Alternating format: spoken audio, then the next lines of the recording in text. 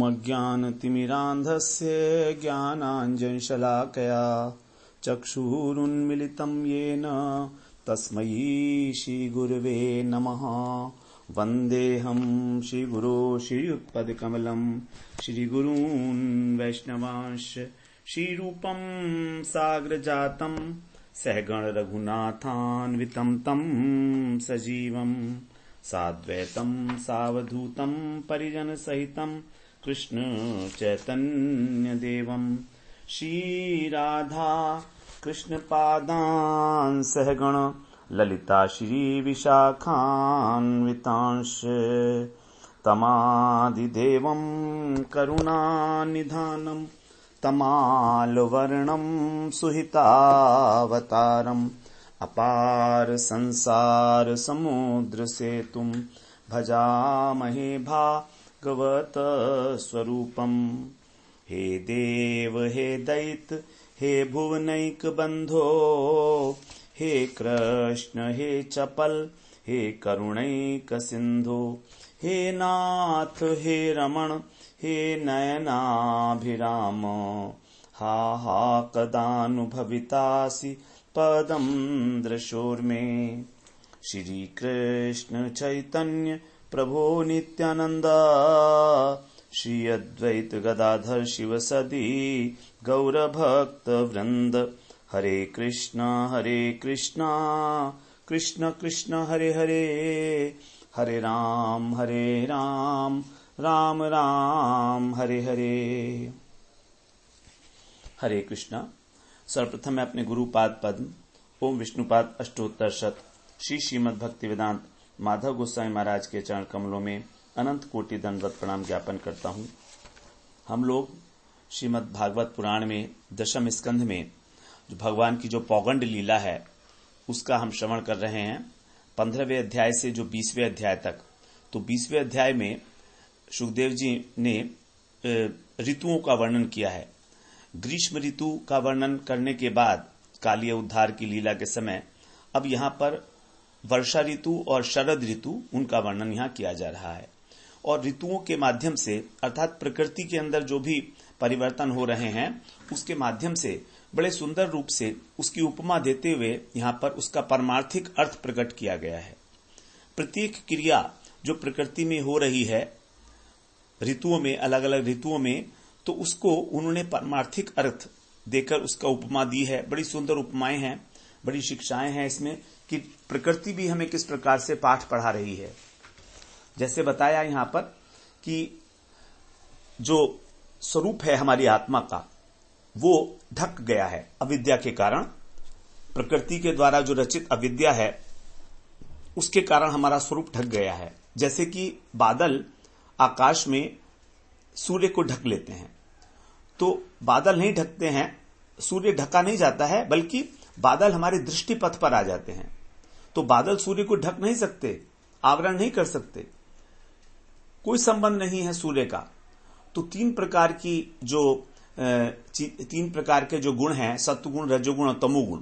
तो सत्वगुण की उपमा दी गई विद्युत से जो चमकती है आकाश में वर्षा ऋतु में, और रजोगुण की उपमा दी गई मेघों के गर्जन से, और जो मेघ हैं उनकी उपमा दी गई तमोगुण से। तो इस प्रकार से यहां पर जो तीनों हैं सत्व, रज और तम, इनके कारण, तो सत्व के कारण दिखता है कभी कभी कुछ कुछ आभास होता है। रजोगुण के कारण हमारा जो मैं और मेरा, इसकी गर्जना, हम जो हमेशा मैं और मेरा करते रहते हैं तो इसकी गर्जना होती रहती है। और तमोगुण के कारण जो है हमारा स्वरूप ढक लिया जाता है। तो यहां कह रहे हैं कि शुद्ध रूप में जो है जीव का किसी प्रकार से प्रकृति के तीन गुणों से कोई संबंध नहीं है। जैसे कि सूर्य का कोई संबंध नहीं है मेघों से, मेघों के गर्जन से और मेघों के बीच में चमकने वाली बिजली से सूर्य का कोई संबंध नहीं है। तो ये हम अपने स्वरूप का आभास कब करेंगे? जब हमारी दृष्टि कृष्ण के ऊपर होगी। तो अब कृष्ण के ऊपर दृष्टि करने से जो हमारा सत्व गुण है उसको भगवान के चरण कमलों से जो चंद्रिका निकलती है उसमें हमारा सत्वगुण अर्थात विद्यावृत्ति विलीन हो जाएगी। उसके बाद हमारी जो रजोगुणी वृत्ति है, मैं और मेरा की गर्जना, ये भगवान का जो वंशी रव है, वंशी का धुन, वंशी नाद है, उसके अंदर विलीन हो जाती है। और जो हमारी आवरण है, कालिमा है तमोगुण की, वो भगवान की जो नीली नीली आंखें हैं उनके अंदर समाकर और इस प्रकार सेवा का उपकरण बन जाएंगे। ये तीनों की तीनों ही गुण। तो इस प्रकार यदि हम वर्षा के अंतराल से जो प्रकृति हमें एक संदेश दे रही है उसको समझें, उसको हृदयंगम करें, तो निश्चित रूप से हमें भक्ति की प्राप्ति होगी। बड़ा सुंदर यहां पर सबकी उपमाएं दी गई हैं। जैसे बताया कि मेघ जो है निरंतर बरस रहे हैं और पवन रूपी जो दया है उसने इनको झचकोरा है, इसलिए उड़ उड़ कर आते हैं और अपने हृदय का सारा रस उड़ेलने जा रहे हैं। सारा विश्व जो है आप्यायित हो गया है, आप्लावित हो गया है वर्षा से। तो यही है दयाशील सत्पुरुषों का स्वभाव, इन मेघों के माध्यम से बता रहे हैं। क्योंकि महापुरुष भी यही करते हैं, जब जीवों का दुख देखते हैं तो कृपा परवश होकर अपना सर्वस्व देकर, यहां तक कि प्राण भी देकर पीड़ितों को सुख सुविधाएं देते हैं। लेकिन ये करुणा आती कहां से है? ये करुणा आती है कृष्ण से ही। कृष्ण का जो सलोना सा स्वरूप है, विग्रह है, क्योंकि कृष्ण स्वयं ही करुणा के सागर हैं, तो वहीं से ये आती है। तो क्योंकि महामेघों ने कृष्ण की नीलिमा को अपनाया है उसी प्रकार से और रंगे हुए हैं, उसी प्रकार से जब हम अपने को भगवान अपने हृदय में भगवान को बसाकर उनके रंग में लग जाते हैं, तो फिर हमारा जो अस्तित्व है वो भी इस विश्व के लिए मंगलकारी हो जाता है। जैसे जो मेघ हैं वो सभी विश्व के लिए जो है उसके ताप को नष्ट करते हैं, उसी प्रकार से जो महापुरुष अपने हृदय में उस नीलिमा को जो है धारण करते हैं वे सभी के लिए मंगलकारी हो जाते हैं। जगत का सारा ताप जो है उनका संग करने से ही मिटने लगता है। इस प्रकार से फिर आगे बताया कि जैसे यदि हम मान लीजिए महापुरुष की तरह महान नहीं बन सकते तो पृथ्वी की तरह, पृथ्वी का आदर्श देखें। पृथ्वी जो है अत्यंत क्रश हो गई थी जब बारिश नहीं हुई, ग्रीष्म काल में एक बूंद भी नहीं मिली पृथ्वी को, तो अत्यंत शुष्क हो गई। उसी प्रकार से जो सकाम तपस्वी है उसका शरीर भी तप करने के कारण जो है अत्यंत सूख जाता है, लेकिन जब उसके ऊपर भगवान की कृपा होती है तब वो हष्टपुष्ट हो जाता है। उसी प्रकार से पृथ्वी जो है जब उसके ऊपर कृपावारी अर्थात जब वर्षा होती है तो सिक्त होकर वो भी प्रफुल्लित हो जाती है। तो इस प्रकार कहते हैं कि हमको भी भगवान के भजन के लिए तपस्या में संलग्न हो जाना चाहिए। सभी भोगों को एक बार छोड़ दें, सभी विषय भोगों को छोड़ दें, प्रलोभन के किसी भी वस्तु को ग्रहण ना करें, एकमात्र आशा लगाए रखें केवल कृष्ण से ही हमको मिलेगी। तब उस हमारे हृदय के अंदर जब कृष्ण का उदय हो जाता है तब फिर जो आनंद की धारा हमारे हृदय में प्रवाहित होती है उससे हमारा तन मन जो है वो खिल जाता है। तो जो आशा हमें लगानी है केवल कृष्ण से, तो सकाम भक्त जो हैं वो भी केवल कृष्ण से ही आशा लगाते हैं और किसी के पास नहीं जाते हैं, तो उनको अवश्य ही जो है भगवान भक्ति प्रदान करते हैं। और कलयुग के समय तो पाप बहुत बढ़ जाते हैं, पाखंड बहुत बढ़ जाते हैं। जो वैदिक दर्शन है, वैदिक सभ्यता है, उनको तो सब हम भूल ही गए हैं। पाखंड जो मत हैं, अगणित मत हैं, उनका प्रचार चल रहा है। जैसे कि जुगनू होता है, तो हमें जुगनू है पाखंड, और जब प्रकाश है वो सूर्य का है, तो हमें सूर्य का आश्रय लेना है, अर्थात कृष्ण का आश्रय लेना है, ब्रजेंद्र नंदन कृष्ण चंद्र का आश्रय लेना है, ना कि सूर्य का, ना कि जुगनू का आश्रय। क्योंकि वो आश्रय, उस आश्रय से हमें कोई प्रकाश, उसे कोई ज्ञान नहीं मिलने वाला है। फिर अब हम लोग 10वें श्लोक से आरंभ करते हैं। यहां कह रहे हैं 10वें श्लोक में, आसन्नुत्पथगामिन्यः क्षुद्र नद्योऽनुशुष्यति पुंसो यथास्वतंत्रस्य देह द्रविड़ संपदः। अस्वतंत्रस्य अर्थात जो इंद्रियों के वशीभूत है ऐसे व्यक्तियों का, पुंस माने व्यक्तियों का शरीर, देह माने शरीर, द्रविड़ माने उनका धन और उनकी संपदा इत्यादि, यथा माने जिस प्रकार से कुमार्ग में चला जाता है, जो इंद्रियों के वशीभूत हैं उनका सारा का सारा शरीर भी क्षीण हो जाता है, धन भी नष्ट हो जाता है कुमार्ग में जाने से। कैसे? जैसे कि अनुशिष्यति क्षुद्र नद्या, जब गर्मी के समय जो सूखी हुई छोटी छोटी नदियां हैं वे उत्पदगामिनी हैं, वे भी उत्पदगामी हो जाती हैं। उत्पदगामी का मतलब गलत रास्ते पर जाना, अपना मार्ग छोड़कर किसी और रास्ते पर जाना, उसको बोलते हैं उत्पथ। कुमार्ग को कहते हैं उत्पदगामी।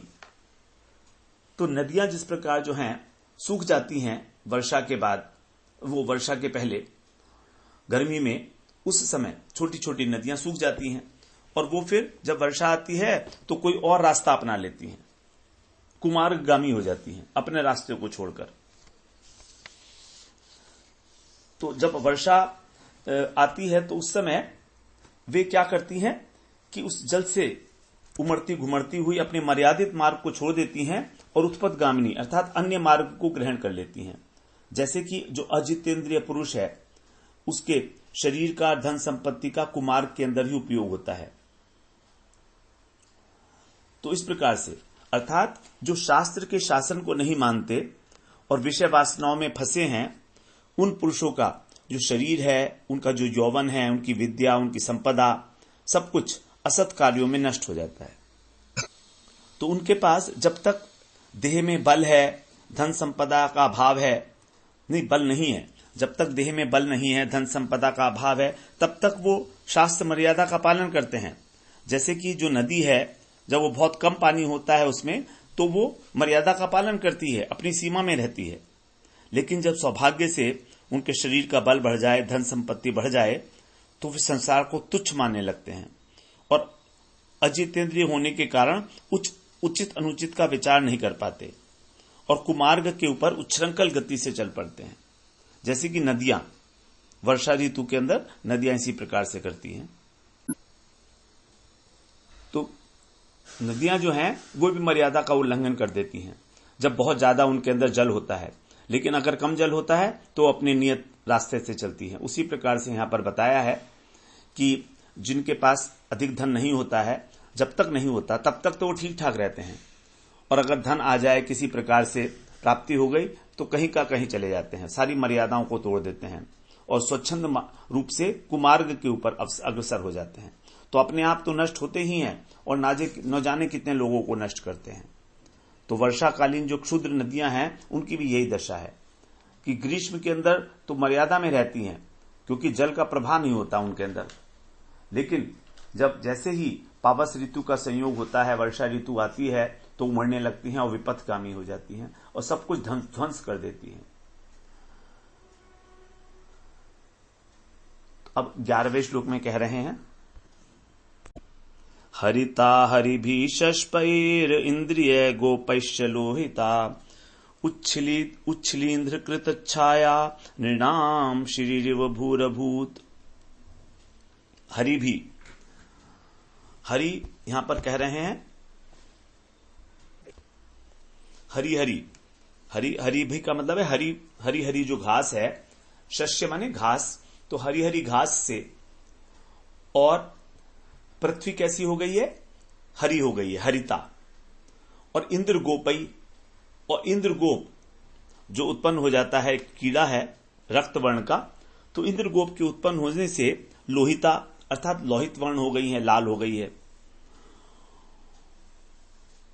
और उच्छलींद्र कृत छाया, उच्छलींद्र कृत छाया मतलब जो कुकुर मुत्ते होते हैं सफेद सफेद, उसको कहा गया है। तो छत्र के तरीके से होते हैं, छाता टाइप के, तो ऐसे उनके द्वारा ये जो है पृथ्वी सफेद दिखाई दे रही है। जैसे कि कैसा लग रहा है कि ये पृथ्वी, भू माने पृथ्वी, नृणाम श्री इव अभूत, राजाओं की जो सेना है, श्री है, उसके समान प्रतीत हो रही है। तो पृथ्वी ने वर्षा ऋतु में 3 प्रकार के रंग धारण कर लिए हैं। कहीं पर हरी है घास के कारण, कहीं इंद्रगोप कीड़ों के कारण लाल लाल दिखती है, और कहीं कुकुर मत्ते बने हुए हैं तो उसके कारण सफेद सफेद दिखती है। जैसे राजा की सेना है तो राजा की सेना में रंग बिरंगी ध्वजाएं होती हैं और पोशाकें होती हैं, और उसके जो साज सजावट का सामान है, राजा का रथ इत्यादि, वो सब अलग अलग रंग का होता है। उसी प्रकार से जो है पृथ्वी जो है 3 प्रकार के रंग लेकर धारण करके और शोभा पा रही है। तो ये श्लोक राजाओं के लिए कहा गया। अब 12वें श्लोक में कह रहे हैं, क्षेत्राणि शस्य संपद्भिः कर्षकाणां मुदं ददुः मानिनाम अनुतापम वही दैवाधीनम अजानताम। क्षेत्राणि शस्य संपत्ति। शस्य का मतलब है जो घास है, वो उसकी जो संपत्ति यानी संपदा है, उस समय उसके द्वारा जितना भी क्षेत्र है वो सभी कर्षकाणाम किसानों को मुदम हर्ष का विषय ददु माने प्रदान करता है। जब हरी भरी भरा पूरा अनाज होते हैं, शस्य का मन अनाज भी होते हैं ना, तो अनाज जो हैं भरे पूरे जब होते हैं, लहलहाते खेत हरे भरे, तो किसानों को बड़ा आनंद प्रदान कर रहे हैं। और वही माने निश्चित रूप से दैवाधीनम अजानताम, जो व्यक्ति किसी दैवाधीनता के कारण अर्थात बायस होकर अजानताम इस कृषि के कर्म को नीच मानता है और इससे विमुख रहता है, वैसा मानिनाम उस कृषि कर्म को न मानने वाले और न करने वाले जो अभिमानी हैं, अनुतापम वे अनुताप करने लगे, क्योंकि वे ये नहीं जानते कि आनंद करना और अनुताप करना दोनों ही दैव के अधीन है। हम लोगों को सुख होगा और दुख होगा, इसका निर्णय कौन करेगा? इसका निर्णय है वो 2 एक्स फैक्टर है, जो दैव है, जिसको भगवान ने कहा 5वां हेतु है कार्य करने में।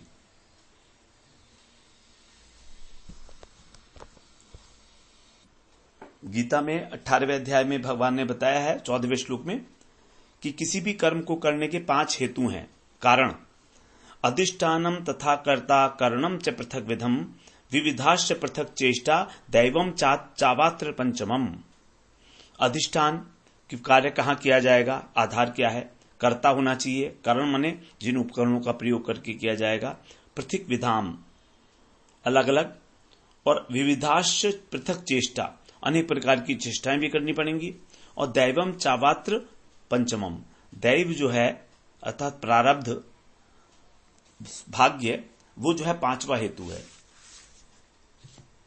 तो यहां पर कह रहे हैं कि जो किसी कारण से कृषि कर्म को ठीक नहीं मानता, चाहे कोई उसका कैसा भी दुर्भाग्य है या भाग्य है, कुछ भी कहो, ऐसे लोग अनुताप करते हैं देखकर, क्योंकि वे जानते नहीं कि ये सब कुछ देवताओं के अधीन है।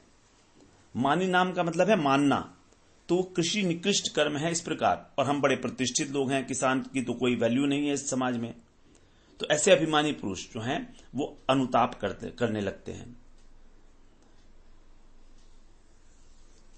वो ये नहीं जानते कि आनंद होना और शोक होना ये सभी कैसे अनुताप करते हैं। जिस प्रकार से जो निवृत्ति परायण साधु है उसको ब्रह्मलोक जाते देखकर जो प्रवृत्ति परायण स्वर्ग के देवता हैं वे अनुताप करते हैं कि देखो तो ये भगवान की पूजा करके वैकुंठ जा रहे हैं और हम यहीं पर फंसे पड़े हैं, उनको बड़ा दुख होता है। तो ये जो गमन करने की उपमा है ये इस प्रकार से यहां पर बताया गया कि वो उसको अत्यंत तुच्छ मानते हैं कृषि के कार्य को। तो यहां पर किसानों को कहा गया ब्रजवासी हैं, वो ब्रजवासी किसान की भांति हैं, और जो ऐसा मानते हैं कि खेती करना ठीक काम नहीं है वो है कृष्ण के जो लीडर्स हैं, कृष्ण के कंस के जो भेजे हुए दूत हैं वहां पर।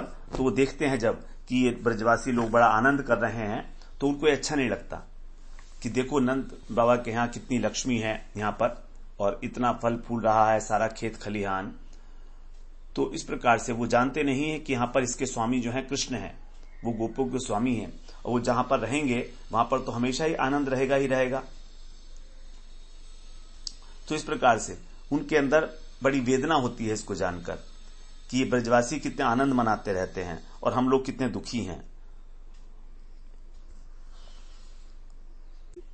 अब आगे 13वें श्लोक में कह रहे हैं, जलस्थलौकसः सर्वे नववारी निषेवया अबिभ्रन् रुचिरं रूपम यथा हरि निषेवया। जल स्थलौकसः, जो जल स्थल के निवासी हैं, औकस माने निवासी प्राणी, सर्वे माने सभी प्राणी, नववारी निषेवया नए बरसाती जल के सेवन से, हरि निषेवया था, तो उसी प्रकार जो है सुंदर और आकर्षक रूप प्राप्त करने लगे, जैसे भगवान की सेवा करने से व्यक्ति मनोहर रूप को प्राप्त करता है।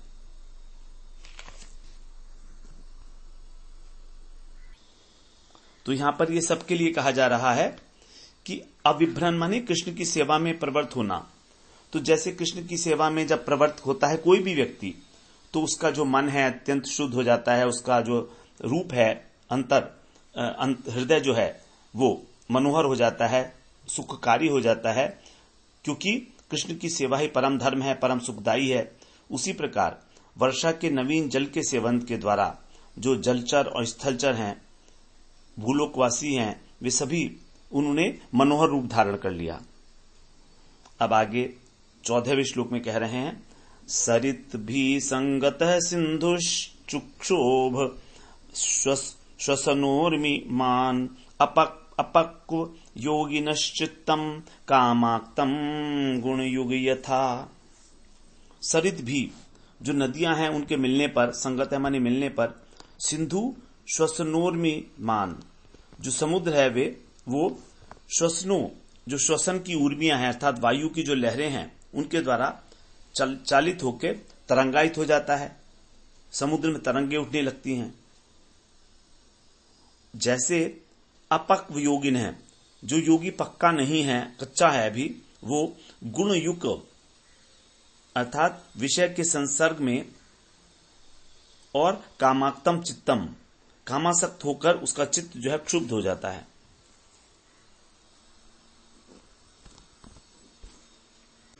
यहां कहने का तात्पर्य यह है कि जिस योगी की साधना पूरी नहीं हुई है, अभी कच्चा है, वो यदि विषयी लोगों का संसर्ग करेगा तो उसका चित्त क्षुब्ध हो जाएगा। उसी प्रकार जैसे कि वर्षा काल में जो उफनती हुई नदी हैं जब समुद्र में मिलती हैं तो वायु के वेग से तरंगायित होने पर समुद्र भी क्षुब्ध हो जाता है।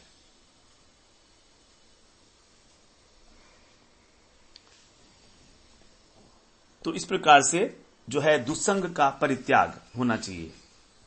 दुस्संग का जो परित्याग है उस वही भगवान के भजन में हमको आगे ले जा सकता है। अपरिपक्व योगी अर्थात जो भी साधक है उसको विशेष रूप से ध्यान रखना चाहिए कि वो संग किसका कर रहा है। यदि वो विषयों का संग कर रहा है तो उसका हृदय जो है क्षुब्ध हो जाएगा और उसकी भक्ति जो है वो स्थगित हो जाएगी। 15वें श्लोक में कह रहे हैं, गिरियो वर्षधाराभिर हन्यमानान व्यव्यथुः अभिभूयमाना व्यसनैर यथाधोक्षज चेतसः।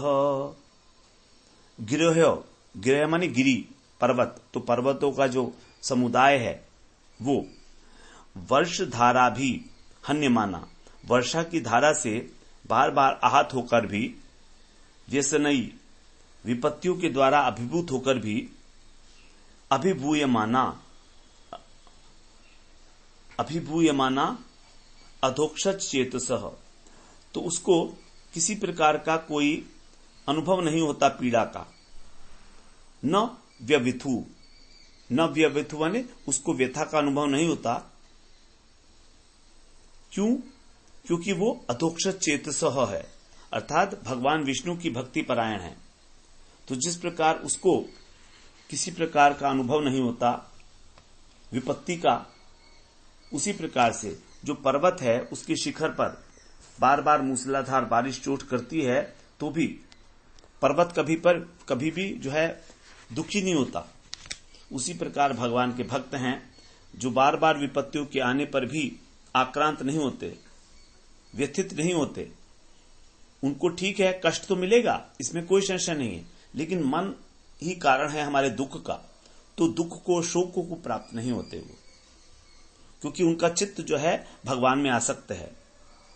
इसीलिए वो आध्यात्मिक आदि भौतिक इन कष्टों से कभी विचलित नहीं होते। जैसे कि पर्वत समूह के ऊपर यदि वर्षा की तीव्र धारा पड़ती है तो भी वो व्यथित नहीं होते हैं। भगवान कपिल देव ने कहा है तीसरे स्कंद में 25वें श्लोक का, तीसरे स्कंद के 25वें अध्याय का 23वां श्लोक है। कपिल देव जी कह रहे हैं माता देवहूति से कि हे मां, मेरे भक्तों का चित्त मुझ में संलग्न रहता है।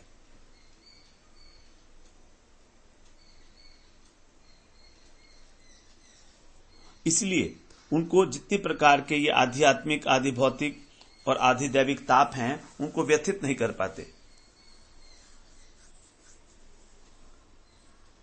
और इन अनेक प्रकार के दुखों के कारण वो अपने हृदय में दैन्य को धारण करके और सभी प्रकार के जो नकारात्मक भाव हैं उन सब का परित्याग बड़ी आसानी के साथ कर देते हैं। अब आगे 16वें श्लोक में कह रहे हैं मार्गा बभूवु संदिग्धास तृणैश्छन्ना यशस्कृता नाभ्यस्मयमाना श्रुतयो द्विजय कालेन चाहता। मार्गा द्विजयी ब्राह्मणों के द्वारा जो मार्ग हैं वे न अभ्यास से माना, यदि अभ्यास ना किया जाए ब्राह्मणों के द्वारा, जैसे ब्राह्मण लोग क्या करते हैं वेदों का पाठ करते हैं तो वे यदि उसका अभ्यास ना करें न अभ्यस्य माना कालेन, तब वो कालवश काले क्रम से आहता लुप्त प्राय श्रुतियां हो जाती हैं। तो श्रुतियां जो हैं वो लुप्त प्राय हो जाती हैं यदि उनका अभ्यास ना किया जाए। जैसे कई लोगों को विश्वास नहीं होता कि वेद जो हैं वो हैं कि नहीं है, और हैं भी, अगर हैं भी वेद तो उनके ऊपर भी संदेह होने लगता है। कैसे इसका उदाहरण दे रहे हैं, जिस प्रकार की तृणई छन्ना जो घास से आच्छादित और असंस्कृता अपरिष्कृत है, ऐसा संदिग्ध हो जाता है ऐसा व्यक्ति। तो वर्षा काल के अंदर घास पत्तों से आच्छादित होने के कारण जो अपरिष्कृत मार्ग है वो दिखाई नहीं देता, तो उस मार्ग के विषय में पथिक लोग जो हैं संदिग्ध हो जाते हैं कि कौन से मार्ग से जाएं, आच्छादन हो गया मार्ग का। तो यहां कह रहे हैं कि जो ब्राह्मण लोग हैं वो यदि वेदों की चर्चा ना करें, अभ्यास ना करें, उसका बंद कर दें, तो फिर वो लुप्त प्राय जैसे हो जाते हैं।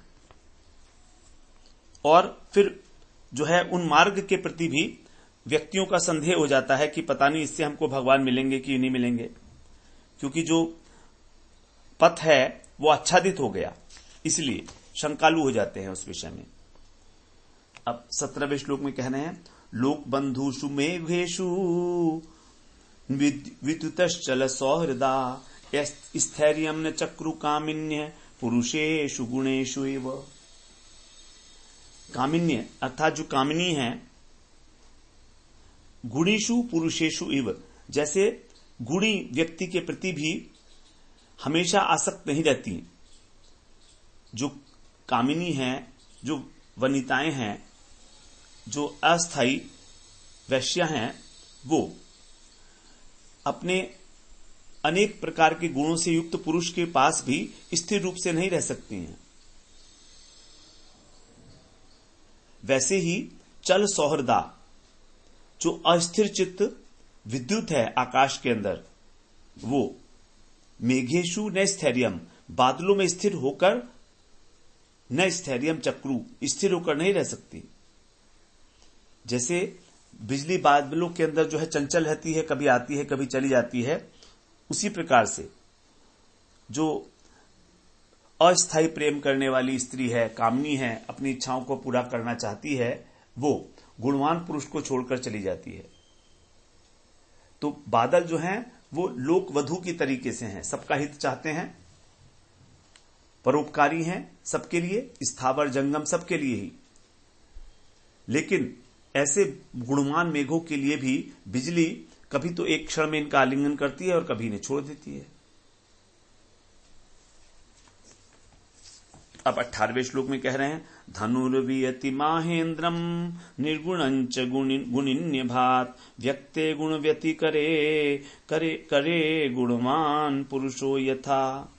अगुणवान पुरुष,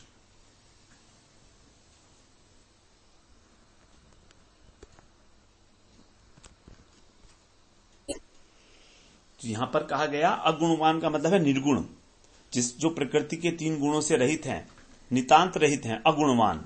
ऐसे भगवान पुरुष यथा गुण व्यति करे व्यक्ति, जिस प्रकार गुण व्यति करके, गुणों का व्यतिक्रमण करके, अतिक्रमण करके अर्थात इस प्रपंच के अंदर अवतीर्ण होते हैं। गुणी अन्य भात मतलब उनका अतिक्रमण कर देते हैं और माया के जगत में आते हैं, लेकिन माया उनको स्पर्श नहीं कर सकती। यह है गुणों का अतिक्रमण करना। तो निर्गुण मायातीत होकर भी भगवान इस त्रिगुणात्मक जगत के अंदर प्रकाशित होते हैं। कैसे होते हैं यहां वो बता रहे हैं। जैसे निर्गुणम माहेंद्रम, धनु, तो महेंद्रम का मतलब है यहां पर इंद्र और धनु का मतलब धनुष। जैसे कि इंद्र धनुष जो है वो गुणिनी विषय रूपी जो शब्द स्पर्श इत्यादि गुण हैं उनके अंदर वियति माने आकाश में, अभात माने प्रकाशित होने लगता है। तो जैसे जो इंद्रधनुष है वो जब आकाश के अंदर गर्जना होती है तो दिखाई देता है, शब्द होता है। कैसे होता है ये? जैसे कि निर्गुण मायातीत पुरुष सत्व रज इत्यादि गुणों से उत्पन्न विश्व प्रपंच में अवतीर्ण होते हैं। तो ये जो श्लोक है ये भक्तों के लिए है कि भगवान जो हैं त्रिगुणातीत होकर भी इस जगत में अभिभूत होते हैं और सब प्रकार के गुणों दोषों से शून्य होकर इस जगत में सबका आनंद वर्धन करते हैं प्रकट लीला के समय, और फिर जब समय आता है तो अंतर्धान हो जाते हैं। उसी प्रकार जो इंद्रधनुष है ये भी निर्गुण है। यहां पर गुण कहा गया है प्रत्यंचा को। प्रत्यंचा जो है इंद्रधनुष की वो गुण कहलाती है, क्योंकि रस्सी का एक नाम जो है गुण भी है। तो इस प्रकार से जो इंद्रधनुष है यदि उसके अंदर रस्सी नहीं होगी तो फिर वो यदि आकाश में आविर्भूत भी हो जाए तो कुछ समय तक जगत जीवों को आनंद मिलता है और यथा समय अंतर्धान हो जाता है। तो यहां पर इंद्रधनुष की जो उपमा दी गई है वो भगवान से दी गई है। जैसे भगवान प्रकट होते हैं कुछ समय के लिए और फिर अंतर्निहित हो जाते हैं, उसी प्रकार से यहां बताया गया। अब आगे 19वें श्लोक में कह रहे हैं, नरराजोडुपश्छन्नः स्वज्योतिस्ना राजितैर्घनैः अहमत्या भासितया स्वभाषा पुरुषो यथा। माया हमें किस प्रकार से ढक देती है हमारे स्वरूप को, ये यहां पर बता रहे हैं। यथा माने जैसे, स्वमाया स्वभाषा पुरुष, स्वयं प्रकाश जो भगवान है, जीवात्मा है। यहां पर पुरुष का मतलब जीवात्मा। तो जैसे स्वयं प्रकाश जीवात्मा भासितया उसी से प्रकाशित जो जीवात्मा है वो क्या है, प्रकाशित होकर भी और अहम मत्या अहंकार के कारण आच्छादित हो जाती है, ढक जाती है। हमारा जो मिथ्या अहंकार है कि हम संसार के प्राणी हैं, ये तो इस प्रकार अहंकारात्मक का बुद्धि के द्वारा वो ढक जाती है जो स्वयं प्रकाश है। और स्वज्योत्सना राजितै घनई, और अपनी चंद्रिका से प्रकाशित जो मेघ हैं उनसे उसी प्रकार जैसे कि चंद्रमा जो है अपनी ज्योत्सा से प्रकाशित मेघ उनमें आवृत हो जाता है और अप्रकाशित हो जाता है। चंद्रमा यदि नहीं होगा तो हमको मेघ दिखाई भी नहीं देंगे। अब क्योंकि चंद्रमा है इसलिए मेघ दिख रहे हैं। तो अपनी ही चांदनी से चंद्रमा प्रकाशित होता है और अपने से प्रकाशित जो मेघ हैं उनमें ही आवृत हो जाता है और दिखाई नहीं देता। तो हमारी जो आत्मा का स्वरूप है वो क्यों ढका हुआ है? अहंकार के कारण। अहम मत्या माना हुआ है हमारा ये अहंकार, मिथ्या अहंकार है। और वो पुरुष कैसा है, वो जीवात्मा कैसा है, स्वभाषा अर्थात अपने आप से प्रकाशित वस्तु है। तो यही है जो अविद्या माया के द्वारा बनाई गई है। इससे जीवात्मा जो है स्वयं चैतन्य वस्तु होकर भी भूल जाता है कि मैं चेतन हूं। इस प्रकार से ये जो श्लोक है ज्ञानियों के लिए कहा गया है कि ज्ञानी लोगों को मालूम होता है कि मैं कौन हूं, अहम ब्रह्मस्मि तो कहते हैं, लेकिन फिर भी उनका एक ज्ञान जो है उनको अनुभव की स्टेज तक नहीं ले जा पाता। तो यहां पर जो है कह दिया गया है कि वो माया के द्वारा आवृत है, लेकिन यदि हम गहराई से देखें तो माया हमको आवृत नहीं करती, बल्कि हम स्वयं फंसते हैं। जैसे मान लीजिए कोई कबूतर है और उसको छोड़ दो तो भी वो वापस आके पिंजरे में घुस जाता है। उसी प्रकार से हम स्वयं भी फंसे हैं माया में, स्वयं ही फंसे हैं।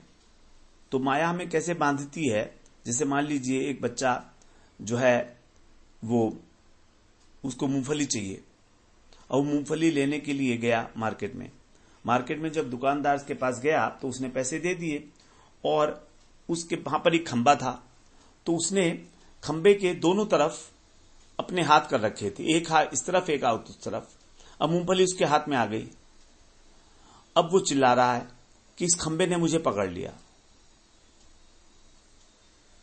अपनी मुट्ठी खोल नहीं सकता, वो अपने हाथ दूर कर नहीं सकता, तो कहता है खंबे ने मुझे पकड़ लिया। कारण क्या है, उसके हाथ में मूंगफली भरी हुई है। तो जैसे ही जो है वो रोने लगा, चिल्लाने लगा, तो जैसे ही एक व्यक्ति ने आकर उसको थप्पड़ मारा और कहा कि मूंगफली छोड़, तो कहते ही जो है उसके हाथ खुल गए। उसने छोड़ दी मूंगफली, तो मूंगफली के छोड़ते ही हाथ खुल गए। उसी प्रकार से संसार के जो विषय हैं हम उनके अंदर उनको पकड़े हुए हैं, तो जैसे ही हम उनको छोड़ते हैं हमारा माया का बंधन नष्ट। तो इस प्रकार से अहंकार से ठसा हुआ है कि मैं भोगता हूं, मैं ही इसको खाऊंगा और मैं ही करता हूं, ये मेरा ही धन है।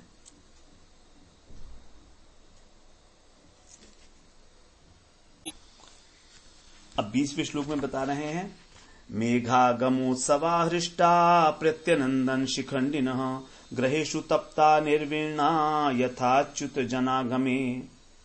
ग्रहेषु तप्ता, जो घर के अंदर जल रहे हैं संसार रूपी दावानल के अंदर, ऐसे यथा माने जिस प्रकार, अच्युत जनागमे, जब भक्तों का उनके साथ संग होता है, भक्तों से मिलते हैं, अच्युत जन कौन है, भगवान के भक्त, उनसे मिलकर निर्वीणा स्वस्थ हो जाते हैं।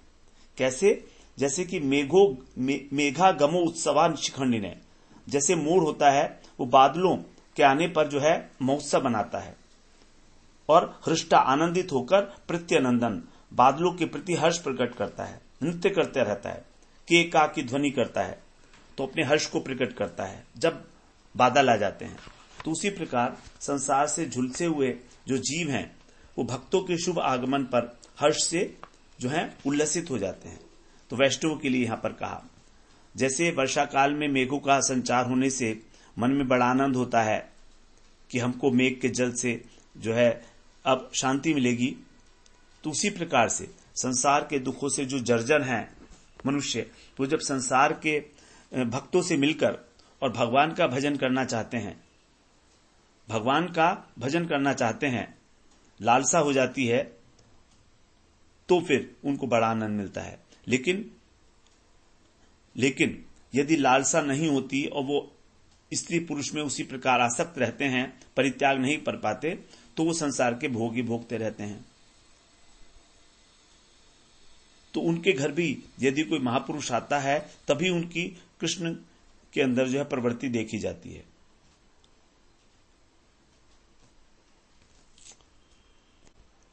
इस प्रकार हम लोग यहां पर आज 20वें श्लोक तक पाठ किए। अगले सत्र में फिर 21वें श्लोक से प्रारंभ करते हैं। वांछा कल्पतरुभ्यश्च कृपा सिंधुभ्येव च पतितानां पावनेभ्यो वैष्णवेभ्यो नमो नमः।